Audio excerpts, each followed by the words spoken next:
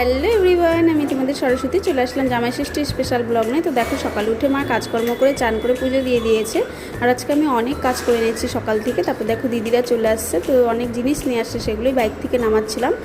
আর একটা দিদি বাড়ির সামনে একটু আগে এসেছিলো, তো দেখো ব্যাগটা ভাগনাই নিয়ে যাবে ঘরে, তো কোনো মতো টেনে হেঁচড়ে নিয়ে গেল। তারপর আমার কাছ থেকে কিছু খাবার নিয়ে আসলো যে ফ্রিজ থেকে, তারপর মানিকে দিল খেতে। আর এদিকে দিদি ফ্রেশ হয়ে তারপর মার সাথে একটু রান্নার কাজে হেল্প করছে। এদিকে আরও রান্না বাকি, আর এদিকে শাক ভাজি হয়ে গেছে, পাঁচ রকমের ভাজি হয়ে গেছে, ডাল হয়ে গেছে, তেলকই হয়ে গেছে, ইলিশ মাছ হয়ে গেছে, আর এদিকে চিকেন হচ্ছে, চিকেনটা বসিয়েছে। তো রান্নার মাঝখানে দিদির বান্ধবী পায়েল আর ওর বোনও আসলো, তো একটু গল্প করে সবাই মিলে আবার পাশের বাড়ি বান্ধবীদের বাড়িতে চলে গেলাম। ওখানেও দুটো দিদি আসছে ষষ্ঠী উপলক্ষে, তো সেখানে গিয়ে আবার সবাই মিলে আড্ডা, সবাই মিলে একসাথে হলে যেটা হয় আর কি। তারপরে বাড়ি আসলাম, এসে দেখি জিজু 2 প্লাস্টিক ফুচকা নিয়ে এসেছে। দেখো জিজু এদিকে আমাকে কিছু বলছিল, তো ওটাই ক্যামেরায় আমি জুম করছিলাম। আর এদিকে দেখো সুন্দর করে তারপরে 2 জামাইকে খেতে দিয়ে দেওয়া হয়েছে।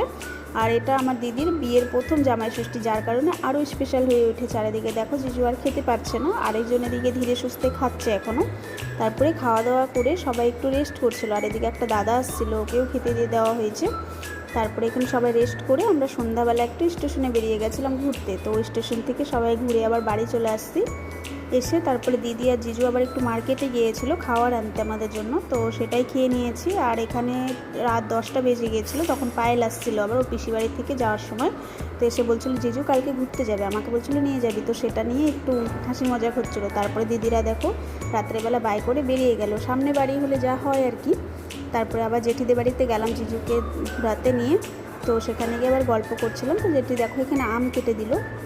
তো আম তো আর খেতে পাচ্ছে না জিজু, কারণ আজকে দিনভর অনেক খেয়ে নিয়েছে, যে কারণে সবাইকে দিয়ে দিয়ে খাচ্ছিল।